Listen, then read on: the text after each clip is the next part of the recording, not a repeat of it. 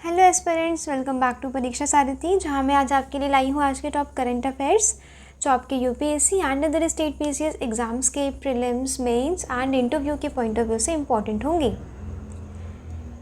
तो स्टार्ट करते हैं आज का सेशन। मैं महिमा मिश्रा स्टार्ट करती हूँ आज का न्यूज़पेपर एनालिसिस सेशन। आज है 2 अगस्त 2025। आज का कोड क्या है? Optimism is the one quality that more associated with success and happiness than any other. आपको ऑप्टिमिज्म, आपको पॉजिटिव एफर्मेशन के द्वारा अपने आप को पॉजिटिव रखना है, राइट। अगर आप मार्क्स में थोड़े कम मार्क्स भी आ रहे हैं आपको, तो भी पॉजिटिव रहना है कि आपको और मेहनत करनी है और आगे बढ़ना है, and this is optimism, right.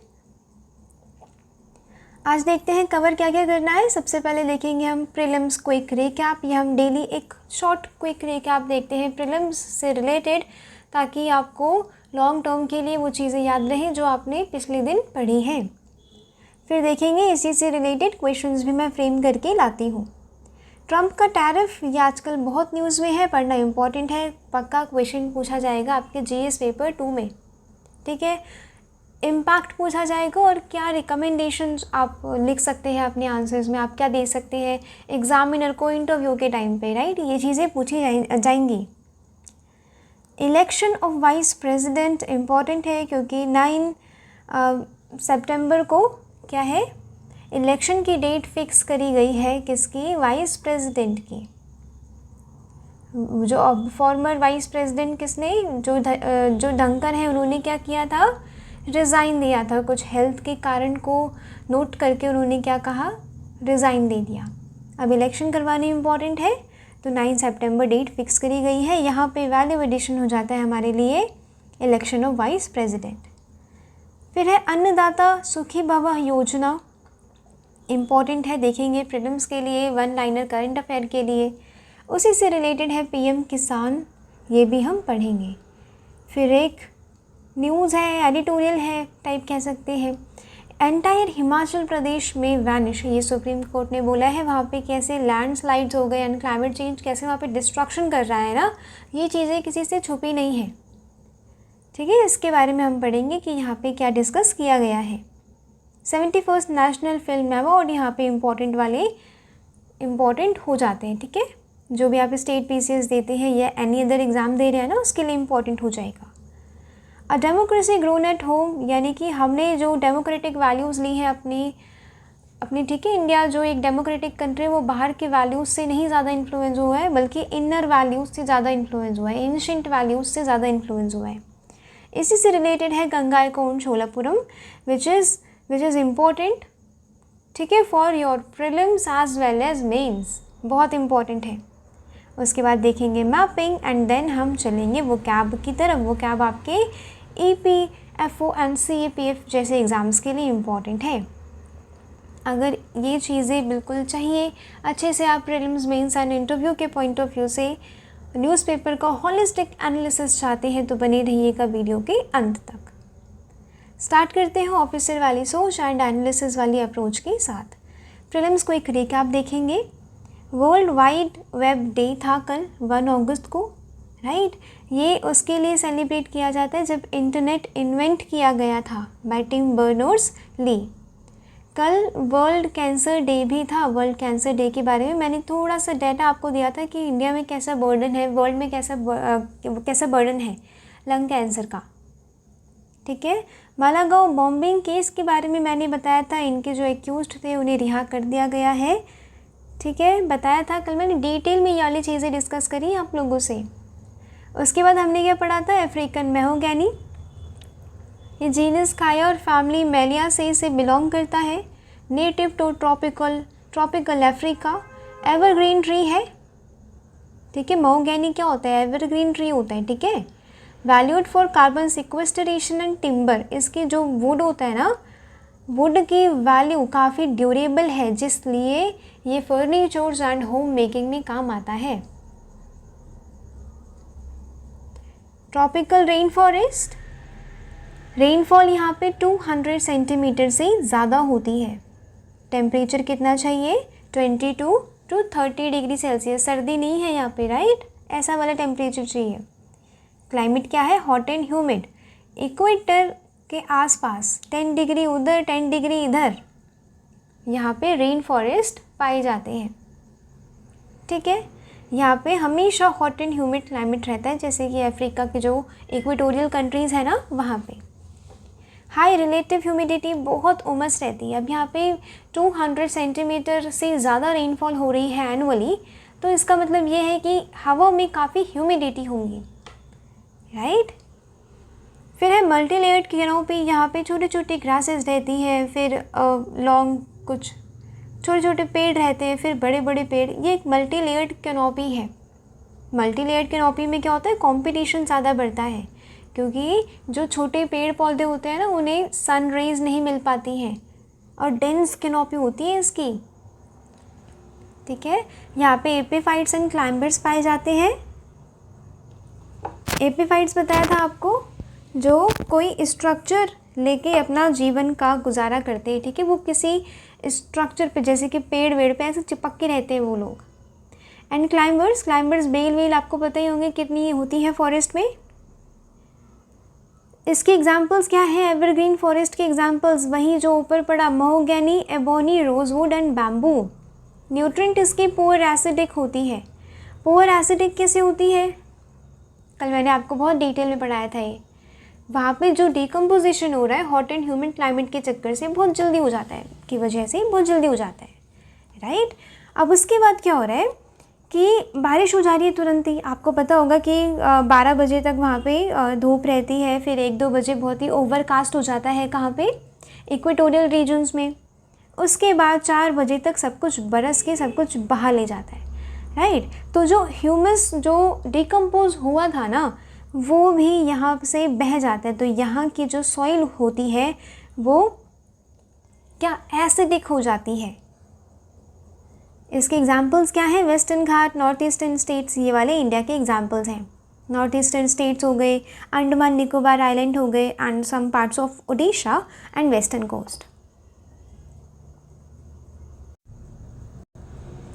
Next हमने क्या पढ़ा था? डिस्क्वालिफिकेशन पढ़ी थी, राइट। MP MLA की डिस्क्वालिफिकेशन की बात चल रही थी तेलंगाना लेजिस्लेटिव असेंबली में, याद है कि नहीं? हमने डिस्क्वालिफिकेशन को अच्छे से डिस्कस किया था। इसके कॉन्स्टिट्यूशनल लीगल प्रोविजंस हो गए, या फिर रिप्रेजेंटेशन ऑफ पीपल्स एक्ट वाला हो गया, 10th शेड्यूल हो गया, ये हमने चीज़ें कवर की थी। आज एक क्विक रिकैप है।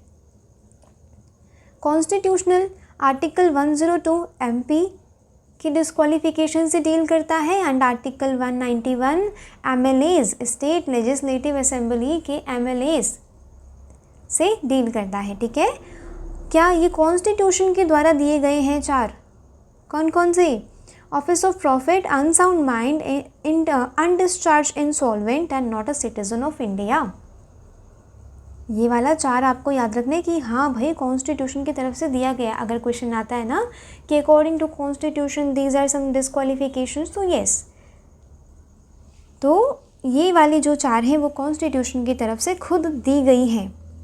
Next, legal representation of people act के बारे में कल पढ़ाया था, राइट। सेक्शन 8 कन्विक्शन करता है offences of more than 2 years, जिन्हें कन्विक्शन मिल गई है, सज़ा मिल गई है 2 साल से ज़्यादा, वो क्या करेंगे? नहीं लड़ पाएंगे इलेक्शंस अगले 6 सालों तक।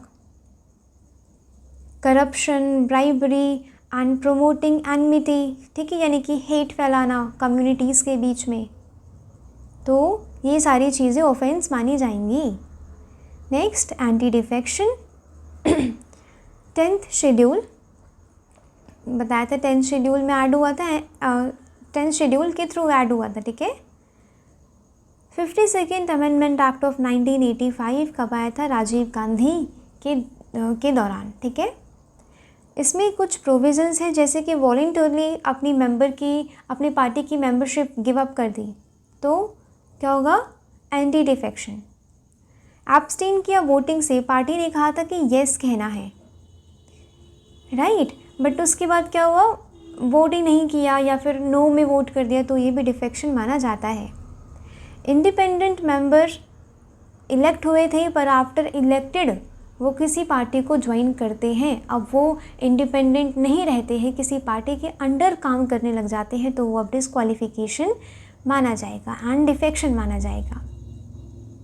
नॉमिनेटेड मेंबर आफ्टर 6 मंथ, यानी कि 6 महीने तक नॉमिनेटेड मेंबर्स को ये परमिशन होती है, ये फ्रीडम होती है कि वो किसी पार्टी को ज्वाइन कर सकते हैं, ठीक है। बट अगर 6 महीने बीत गए, अगर उसके बाद आप किसी पार्टी को ज्वाइन करते हैं तो ये डिफेक्शन माना जाएगा। डिसाइड कौन करता है? लोकसभा का चेयरमैन, वो लोकसभा का स्पीकर, और या फिर राज्यसभा का, अगर राज्यसभा का केस है तो चेयरमैन, ठीक है। और वहीं स्टेट लेजिस्लेटिव असेंबली में भी क्या? स्पीकर। काउंसिल में ऐसा कोई प्रोविज़न नहीं है, ठीक है। कोई टाइम फ्रेम नहीं है कि कब स्पीकर को डिसाइड कर लेना चाहिए, तो जिस वजह से थोड़ा चैलेंज ये है इस एक्ट का कि डिले बहुत होता है और अनबायस भी देखा जाता है। स्पीकर डिसाइड ही नहीं करते क्योंकि कोई टाइम फ्रेम नहीं है। तो वही कल सुप्रीम कोर्ट ने कहा था कि 3 महीने का टाइम दिया था स्पीकर को कि आपको 3 महीने का टाइम दे रहे हो, डिफेक्शन को डिसाइड करिए। इसकी एक एक्सेप्शन भी है। क्या एक्सेप्शन है इसकी? Merger of 2/3 party members. Party के अगर 2/3 मेंबर वहाँ चले गए, दूसरी पार्टी में चले गए, तो वो क्या माना जाएगा? डिफेक्शन नहीं माना जाएगा। बात समझ आ रही है? नेक्स्ट हमने पढ़ा था लेक तंगनाइका। तंगनाइका की बॉर्डरिंग कंट्रीज़ कौन कौन सी हैं? Burundi, Democratic Republic of Congo, Tanzania and Zambia. ये part of Western Rift Valley है। ये deepest and longest lake of the world है। कल हमने इसकी मैपिंग करी थी। आपको डेली एक टॉपिक उठाना है मैपिंग का एंड उसे अच्छे से करना है। चलिए देखते हैं जी आपको रिकॉल है कि नहीं। कौन सी कंट्रीज़ हैं जो बॉर्डर नहीं कर रही हैं तंगनाइका लेक से? अभी ऊपर पढ़ाया, आप लोग आंसर कमेंट सेक्शन में देंगे। ये बीपीएससी प्रीलिम्स 2020 में पूछा गया था, डिस्क्वालिफिकेशन ऑफ एमएलएस के ऊपर क्वेश्चन था। कौन डिसाइड करता है यहाँ पे? बहुत ईजी है, अभी ऊपर पढ़ाया, आप लोग देंगे आंसर। कोई इसमें समझाने वाली बात नहीं है, क्वेश्चन ज़्यादा ध्यान देने वाली बात भी नहीं है, इतना ईजी है। अभी मैंने ऊपर पढ़ाया, आंसर करिएगा कमेंट सेक्शन में। Next, ministry of external affairs dials down Trump noise India US without challenges, focus on future. यहाँ पे क्या है? प्रेसिडेंट डोनाल्ड ट्रंप में सबसे पहले मैं थोड़ा सा बैकग्राउंड बताती हूँ कि क्या किया इन्होंने। 25% टैरिफ लगाया है इंडिया के गुड्स पे। जो अमेरिका एक्सपोर्ट करेगा ना हमसे गुड्स, उस पर 25% टैरिफ लगा दिया। यानी कि अब इम्पोर्ट करना वहाँ पे ज़्यादा महंगा हो गया, राइट। अगर जो अमेरिका हमसे गुड्स इंपोर्ट कर रहा था, अगर वो चीज़ महंगी हो जाएगी तो वहाँ के कस्टमर्स, वहाँ के कंज्यूमर्स थोड़ा कम कंज्यूम करेंगे इंडिया के गुड्स को। तो ये इम्पैक्ट होता है इंडिया पे जब कोई टैरिफ लगाया जाता है, ठीक है। अब टैरिफ हो गया। अब रशिया से भी उन्होंने कहा कि अगर आप रशिया से एनर्जी एंड डिफेंस सेक्टर में डील करते हैं तो आपको पेनल्टी देनी पड़ेगी। अभी पेनल्टी अनस्पेसिफाइड है, ठीक है, स्पेसिफाई नहीं की गई है, कुछ नंबर्स नहीं बताए गए हैं उनकी तरफ से। बट फिर भी रशिया से अगर हम डील करेंगे तो पेनल्टी। अब यहाँ पे प्रेसिडेंट डोनाल्ड ट्रंप का बिल्कुल एक एफर्मेटिव एक्शन हो रहा है पाकिस्तान के लिए। ये क्या कह रहे हैं कि मासिव ऑयल रिजर्वियर, वो रिजर्व्स वहाँ पे है एंड हम उसे क्या करेंगे? एक्सप्लोर करेंगे।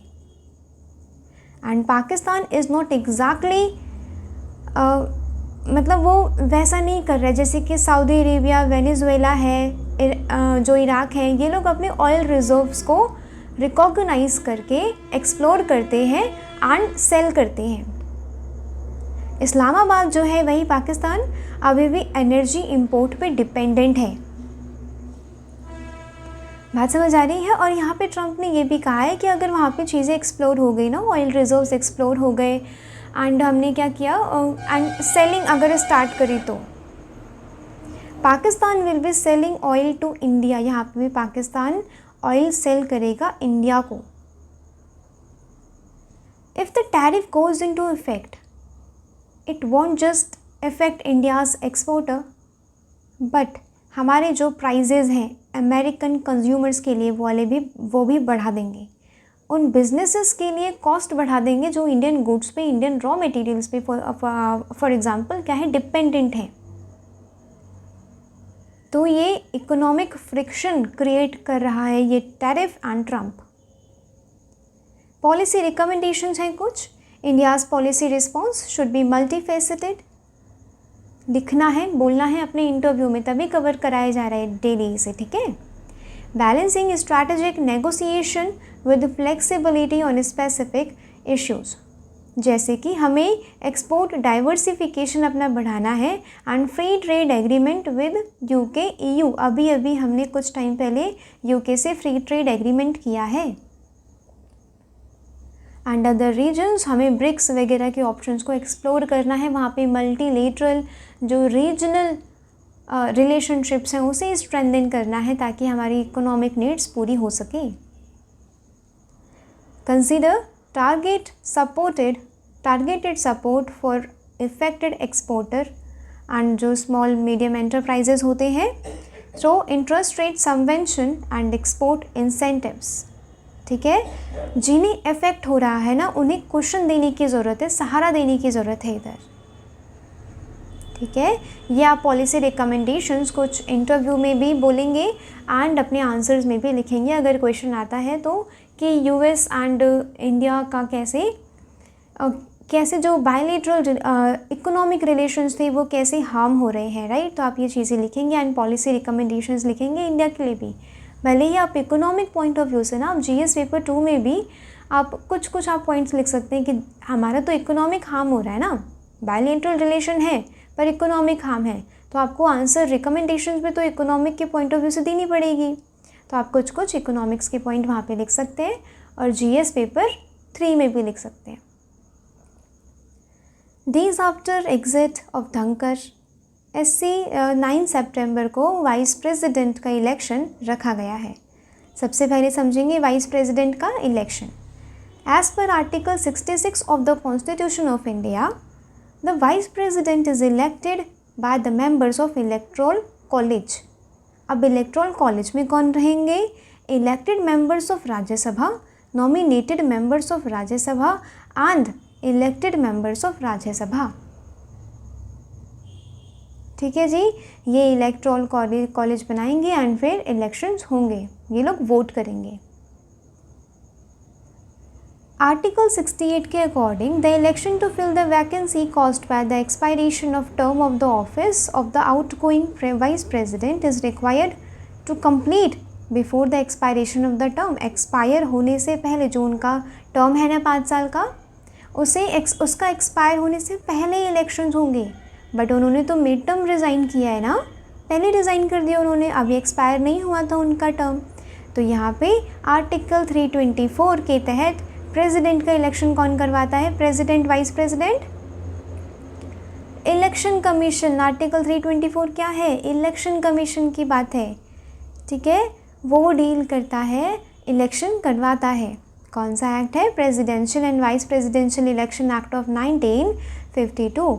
इलेक्शन कमीशन क्या? Superintendence, direction and control and conduct करता है इलेक्शंस को। Notification for the election shall be issued after the 60th day before the expiration. Term का एक्सपायरेशन होने से पहले 60 दिन पहले, यानी कि 2 महीने पहले जो नोटिफिकेशन है इलेक्शन का वो जारी कर दिया जाता है। यहाँ पे both the houses of parliament है, लोकसभा राज्यसभा दोनों है, स्टेट लेजिस्लेटिव का कोई हाथ नहीं है। तो value of vote of each member कितनी रहेगी? 1, ठीक है। सेम वैल्यू दी गई है सारे वोटर्स को। रोटेशन में रिटर्निंग ऑफिसर्स ये इलेक्शन कंडक्ट करवाएंगे। Accordingly general secretary Lok Sabha will be appointed as the returning officer, ठीक है। जो जनरल सेक्रेटरी है कहाँ के? लोकसभा के, वो रिटर्निंग ऑफिसर की तरह अपॉइंट किए जाते हैं। बात समझ आ रही है कि वो क्या है इसका इलेक्शन का काम? As per the rule of 8 the presidential and the vice presidential election rule 1974, polls for the election are taken in the parliament house. Parliament में ही वोटिंग करी जाएगी इसकी। बात समझ आ रही है? Next important, TDP roles out one more super 6 promise अन्नदाता सुखी भवा योजना लॉन्च टुडे। आंध्र प्रदेश सरकार ने क्या किया है, अन्नदाता सुखी भवा योजना लॉन्च किया है। यहाँ पे क्या है, पीएम किसान स्कीम के बारे में पता है, वही 6,000 2,000 करके जो दे रही थी सरकार किसानों को, ठीक है। अन्नदाता सुखी भवा योजना उसी को और एक्सटेंड कर रहा है। कितना दे रहा है, एडिशनल ऑफ 14,000। आपके लिए याद क्या रखना है, सबसे पहले कौन सी सरकार, आंध्र प्रदेश सरकार। दूसरी बात क्या रखेंगे याद, कि पीएम किसान का जो 6,000 था उसी को एक्सटेंड कर दिया इन्होंने 14,000। यहाँ पे अभी इम्पोर्टेंट हो जाता है हमारे लिए पीएम किसान के बारे में पढ़ना। प्रधानमंत्री किसान सम्मान निधि योजना ये एक सेंट्रल सेक्टर स्कीम है, यानी कि 100% funded by government of India. और जो सेंट्रली स्पॉन्सर्ड होती है वो 60-40 रेशियो 90-10 रेशियो रहता है।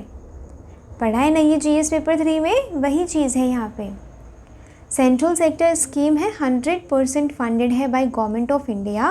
लॉन्च की गई थी दिसंबर 2018। ये पूछा जा सकता है आपके स्टेट पीसीएस वगैरह में, वहाँ पे ईयर पूछते हैं ना, स्कीम लॉन्च की के ईयर पूछते हैं, उसके लिए इम्पॉर्टेंट है। December 2018 to provide financial assistance to all land holding farmers families across India। But ये अनएक्सेप्शनल्स नहीं है, इसमें एक्सेप्शंस कुछ हैं, ठीक है, वो आगे पढ़ेंगे, ऑल नहीं है। What are the key features of the PM Kisan scheme? क्या स्कीम है भाई, क्या फीचर्स हैं? 6,000 रुपये दिए जाएंगे annually, 3 equal instalments of 2,000 each दी जाएगी, 2,000 2,000 2,000 करके 3 इंस्टॉलमेंट में पूरे 6,000 दिए जाएंगे। डायरेक्ट बेनिफिट ट्रांसफ़र के थ्रू दिए जाएंगे, कोई इंटरमीडियरी नहीं होगा, राइट, ताकि सीधे बैंक अकाउंट में ट्रांसफ़र किए जाएंगे, ताकि ट्रांसपेरेंसी एंड डिलेज को ट्रांसपेरेंसी को बढ़ाया जाए एंड डिलेज को रिड्यूस किया जाए। एलिजिबिलिटी क्या है, all land holding farmers family who have cultivated land holding their name eligible है इसके, बट आगे कुछ एक्सेप्शंस भी हैं। यहाँ पे फैमिली की डेफिनेशन क्या है, फैमिली क्या होती है, यहाँ पे न्यूक्लियर फैमिली की बात करी जा रही है। न्यूक्लियर फैमिली क्या होती है, husband wife and any minor children. Beneficiary identification कौन करेगा, state governments and union territories identify करेंगे, क्योंकि लोकल गवर्नमेंट्स हैं ना ये, राइट, रीजनल गवर्नमेंट्स हैं, तो आइडेंटिफिकेशन इनका काम है। आइडेंटिफिकेशन एडमिनिस्ट्रेटर्स का काम है। बात करते हैं इम्प्लीमेंटिंग एजेंसी की, कौन इम्प्लीमेंट कर रहा है, department of agriculture and farmers welfare, ministry of agriculture and farmers welfare. याद रखेंगे, ज़्यादा टफ नहीं, अब एग्रीकल्चर की स्कीम है तो यही लोग करेंगे, ठीक है जी। Department of agriculture and farmers work, ये जो वेलफेयर होता है ये वर्क कर रहा है with the department of agriculture, ताकि all states and union territories में ये स्कीम इम्प्लीमेंट की जा सके। किसान क्रेडिट कार्ड को यहाँ पे लिंक किया जाएगा with PM Kisan to streamline farmers access to formal credit. Formal credit यानी कि इंस्टीट्यूशनल क्रेडिट, किसी इनफॉर्मल मनी लेंडर के पास ना जाना पड़े, और वो भी ब्याज पे पैसे देने पड़ते उन्हें काफ़ी, राइट। तो यहाँ पे फॉर्मल क्रेडिट होगा, रिड्यूस किया जाएगा, डॉक्यूमेंटेशन को ज़्यादा फॉर्मेलिटी नहीं होगी, एंड लोन को काफ़ी ईजियर एंड फास्टर अवेल करवाया जाएगा। अब यहाँ पे एक्सक्लूजन कौन कौन से हैं, इंस्टीट्यूशनल लैंड होल्डर्स, जैसे कि किसी इंस्टीट्यूशन की ज़मीन है, इंस्टीट्यूशन की ज़मीन जैसे कि आप कोई सी भी ऑर्गेनाइजेशन ले सकते हैं, आर्य समाज की हो गई, एंड जो भी रिलीजियस ऑर्गेनाइजेशंस होती हैं, राइट, वो क्या है यहाँ पे एक्सेप्शन है।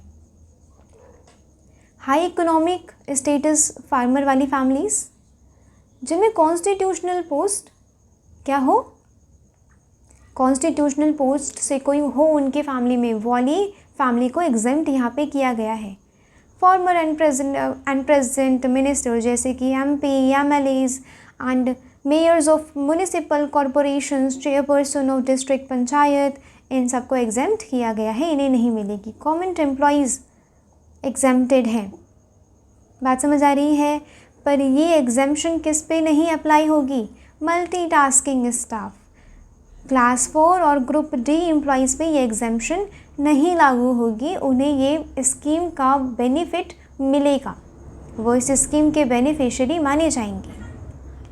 All retired person with monthly pension of ₹10,000 और मोर, राइट, एक्सेप्ट ये वाले ग्रुप जो ऊपर बताए। Income tax payer individuals who paid income tax in the last assessment year, उन्हें भी एक्सक्लूड यहाँ पे किया गया है, इनकम टैक्स पेयर को एक्सक्लूड किया गया है। कुछ प्रोफेशनल्स जैसे कि doctors, engineers, lawyers, CEOs and architects, इन्हें एक्सक्लूड किया गया है। यहाँ पे होलिस्टिकली कवर होती है आपकी स्कीम, राइट, जो प्रीलिम्स के पॉइंट ऑफ व्यू से इम्पॉर्टेंट था, क्योंकि ये वाली जो स्कीम है वो फिर से न्यूज़ में मेंशन करी गई है। नेक्स्ट इम्पॉर्टेंट, एंटायर हिमाचल में वैनिश ऐसे sounds environment harm. Himachal Pradesh में क्या हाल है आपको ये पता ही होगा, काफ़ी वहाँ पे लैंडस्लाइड हो रही हैं, क्लाउड बर्स्ट वहाँ पे काफ़ी हो रहे हैं।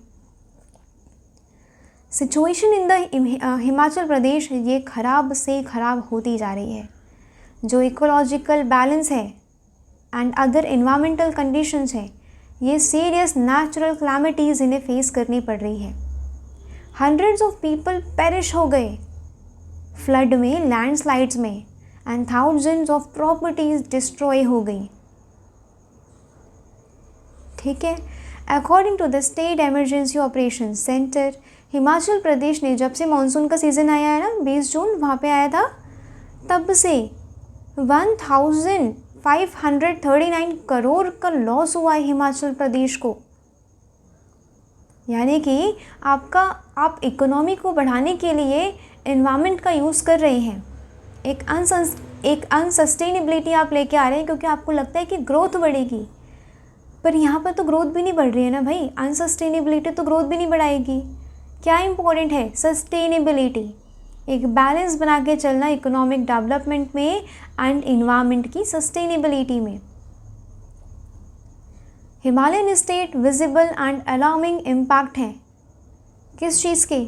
Deforestation, hydro power projects causing water shortage and landslide, unchecked tourism, भीड़ लगी रहती है गर्मियों के दिनों में यहाँ पे ठंडे इलाकों में। Even I am living in Mussoorie वाला एरिया, इतनी भीड़ लगी रहती है कि क्या बताएं।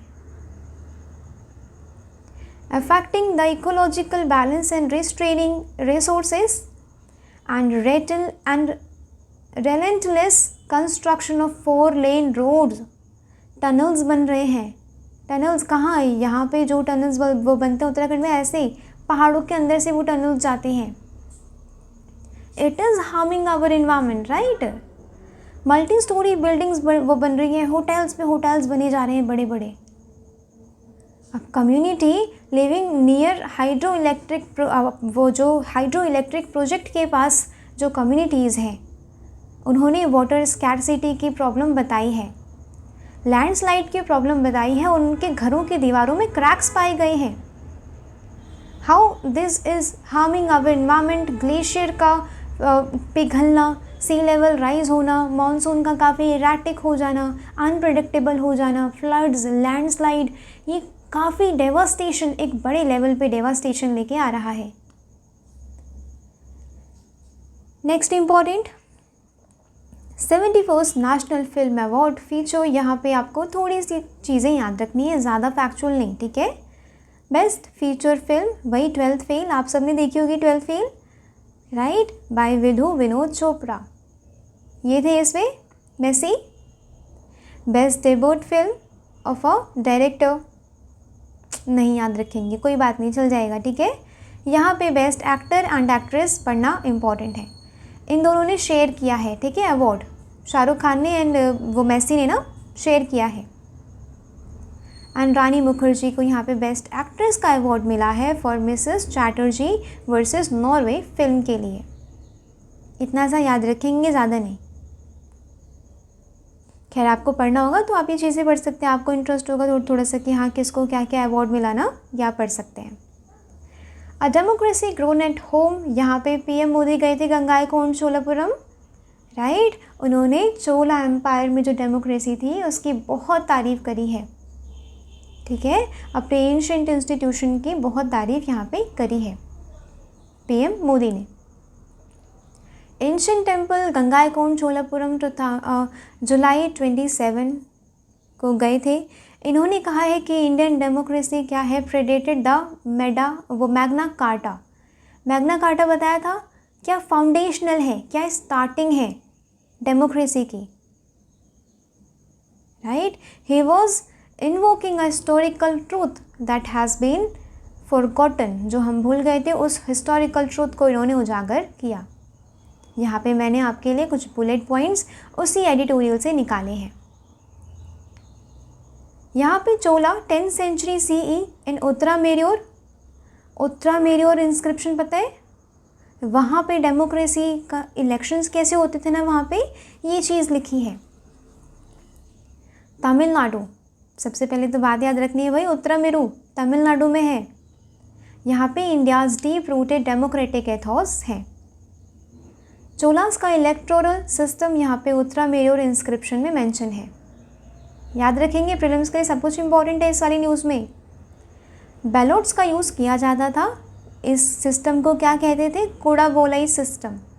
अगर प्रीलिम्स में आ गया कि एक टर्म कोडाबोलाई सिस्टम क्या था उस टाइम पे, या किस एम्पायर में था, याद रखेंगे चोला में था, और बैलोट्स जो यूज़ हो रहे हैं ना इलेक्शन में, उस सिस्टम को यहाँ पे कोडाबोलाई सिस्टम से डिनोट किया गया है।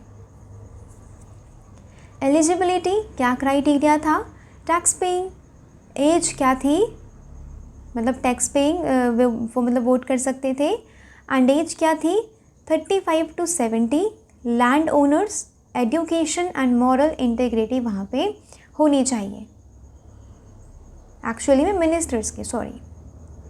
फिर डिस्क्वालिफिकेशन, करप्शन किया, चोरी करी, ब्राइबरी करी, डेट अब नहीं वो कर पाए, मिसकंडक्ट हो गया, तो आपको इससे डिस्क्वालिफिकेशन मिलेगी। कुछ कुछ डिस्क्वालिफिकेशन अभी भी है, पढ़ाई थी आपको, राइट, अभी ऊपर पढ़ाई। फिर ऑटोमेटिक डिस्क्वालिफिकेशन, अगर लोन नहीं पे कर पाए या कॉन्ट्रैक्ट नहीं फुलफ़िल कर पाए तो ये ऑटोमेटिक डिफ़ॉल्ट में डिस्क्वालिफिकेशन हो जाएगी। Democratic features, self governing village assemblies वहाँ पे थी जिन्हें सभास कहते थे, ठीक है, ये शाबाश नहीं है ये सभा है, ठीक है, कुछ नहीं, एक विलेज असेंबली है। Committees were selected transparently, clear exit and removal rule से, अगर आपने ये चीज़ें करी, ये कमेटी ने ये चीज़ें करी, तो ये क्या हो जाएगा, एग्ज़िट कर दिया जाएगा, रिमूव कर दिया जाएगा। Names of the eligible candidates, ये इंस्क्राइब्ड किए जाते थे पाम लीव्स पे एंड ड्रॉ किए जाते थे। Candidate could be removed even after the election for moral lapses. Women and young citizens were excluded. ठीक है, उस टाइम की लिमिटेशंस को ये दर्शाती है कि वहाँ पे वुमेन एंड यंग सिटीजन्स को एक्सक्लूड किया गया था। वो बताया था 35 से 70, तो यहाँ पे जो यंग सिटीजन्स हैं एंड जो वुमेन है उन्हें एक्सक्लूड किया गया है। सिविलाइजेशनल डीएनए ऑफ डेमोक्रेसी, ये प्रेडेट मैग्ना कार्टा है, अभी आपको बताया ऊपर। ये tradition are home grown, colonial inheritances नहीं है। माना कि हमने लिबर्टी, इक्वालिटी, फ्रेटर्निटी जैसे हमने वैल्यूज़ ली हैं, बट हमारी जो डेमोक्रेटिक वैल्यू है ना, वो एंशिएंट सिस्टम से चलती आ रही है। अब आज इसकी सिग्निफिकेंस क्या है, emphasises the need for transparency, ethics and accountability in modern democracy. India की democracy is not just the product of the British parliamentary system, but rooted है कहाँ पे, इंडियन सिविलाइजेशन में। बात करेंगे यहाँ पे गंगाईकोंड चोलापुरम की। गंगाईकोंड चोलापुरम ये इंपीरियल चोलास की ना क्या थी, कैपिटल थी। 1025 CE to 1279 CE स्टैब्लिश की गई थी by Rajendra Chola one. Located in Ariyalur, Tamil Nadu, and the city housed palaces. यहाँ पे क्या है, चोला गंगम है, बृहदेश्वर टेम्पल है जिसे गंगाईकोंड चोलीश्वरम कहा गया है। Build by Rajendra Chola first, Rajendra Chola first ने बिल्ड करी थी city after his victorious military expedition to Gangetic plain. Gangetic plain से जीत गए और उन्होंने एक सिटी इस्टेब्लिश करी, गंगाईकोंड चोलापुरम। फिर यहाँ पे क्या हुआ, इसने टाइटल लिया गंगाईकोंड चोला। ये गंगा जल वहाँ से लेके आता है और उसे एक टैंक में पोर कर देता है, ठीक है, डाल देता है। कौन, किसकी बात हो रही है, राजेंद्र चोला फर्स्ट की बात हो रही है। ये सिंबलाइज करता है सदर्न सुप्रीमेसी ओवर नॉर्थ। यहाँ पे गंगाईकोंड चोलापुरम जो टेम्पल है वो किसको डेडिकेटेड है, भगवान शिव को। Mirrors the grandeur of the Tanjore Brihadeeswara temple. It features बहुत ही इंक्रीवेट कार्विंग्स है, मेजेस्टिक विमान है, विमान जो हमारे नॉर्थ इंडिया में शिखर होते हैं ना, वही वहाँ पे विमान कहे जाते हैं। एंड अ यूनिक जल स्तंभम है, ये लिक्विड पिलर ऑफ विक्ट्री है, कहाँ पे, चोला गंगम में। The city once boasted fortified palaces and multiple यहाँ पे रॉयल बिल्डिंग्स हुआ करती थी और ये तमिल लिटरेरी वर्क्स में पाया जाता है। वो मेरे भाई का एक छोटा बच्चा है तो उसी की आवाज़ है अभी। यहाँ पे मैपिंग देखेंगे किस चीज़ की, कल हमने विक्टोरिया करी, परसों नरसों करी थी, उसके बाद हमने क्या करी, लेक तंगनाइका। यहाँ पे लेक्स हैं, ठीक है, कौन कौन सी, लेक एल्बर्ट कहाँ पे है, डेमोक्रेटिक रिपब्लिक ऑफ कॉन्गो। फिर लेक कोयोगा कहाँ पे है, युगांडा। और लेक विक्टोरिया किन के बीच स्थित है, याद रखिएगा, Uganda, Kenya and Tanzania. Kenya ये वाला एंड तंजानिया, बात समझ आई। And this is Lake Turkana. Lake Turkana is वो सिचुएटेड एट कहाँ पे, बिटवीन केनिया एंड इथियोपिया। बात समझ आ रही है आपको। डेली एक मैपिंग का करना है। यहाँ पे देखिए लेक मालावी कहाँ है, मोजाम्बिक्यू एंड तंजानिया के बीच में यहाँ पे लेक मालावी है। एंड लेक करीबा, ठीक है, याद रखना है, थोड़ी बहुत मैपिंग आपकी डेली होती रहनी चाहिए। वो कैब देखेंगे आज। वो कैब में वर्ड है प्रोस्क्राइब। इसका मीनिंग क्या होता है, फॉरबिड करना। सिनोनिम वही प्राइवाची क्या है, प्रोहिबिट करना, बैन करना, मना करना, अलाउ नहीं करना, ठीक है। और वहीं इसका विलोम क्या है, अलाउ करना। Example sentence, strike remains proscribed in the armed forces. Armed forces में स्ट्राइक जो होती है वो क्या है, प्रोस्क्राइब्ड है। प्रोस्क्राइब्ड मतलब कि मना है। PDF मिल जाएगी आपको डिस्क्रिप्शन बॉक्स में। ये था आज का न्यूज़पेपर एनालिसिस सेशन। जो भी डिस्टर्बेंस मेरी तरफ से हुई हो उसके लिए sorry. Read, revise and repeat करिएगा, नोट्स बनाते रहिएगा, ठीक है, जो भी मैं PDF देती हूँ। एंड कल आपको पूरे दिन रिवाइज़ करना है, जो भी मैंने बताया ना पूरे वीक का सब आपको रिवाइज़ करना है, ठीक है। मंडे से फिर हम आगे बढ़ते हैं, इसीलिए कल आपको हॉलीडे है, छुट्टी है न्यूज़पेपर एनालिसिस से। एंड आपको रिवाइज़ करना है, जो भी इम्पोर्टेंट मिलेगा मैं वो लेके रख के रखूँगी एंड आपको मंडे को वो चीज़ें कवर करवाऊँगी। तो आई रियली अप्रिशिएट यू कि आपने वीडियो यहाँ तक देखी है। शेयर करिएगा अगर थोड़ी सी भी वैल्यूएबल लगी हो, कमेंट करके बताइएगा कि वीडियो कैसी लगी। एंड जो मैंने क्वेश्चंस दिए हैं ना उसके आंसर्स भी बताइएगा। Thank you so much for watching till here. Subscribe करिएगा, आपका एक सब्सक्रिप्शन मेरे लिए बहुत बड़ा मोटिवेशन है, बहुत बड़ा एक ट्रिगरिंग फैक्टर है, राइट, कि हाँ बच्चे पढ़ते हैं, मुझे वीडियोस बनाते रहना है। तो मिलते हैं मंडे को, तब तक के लिए जय हिंद।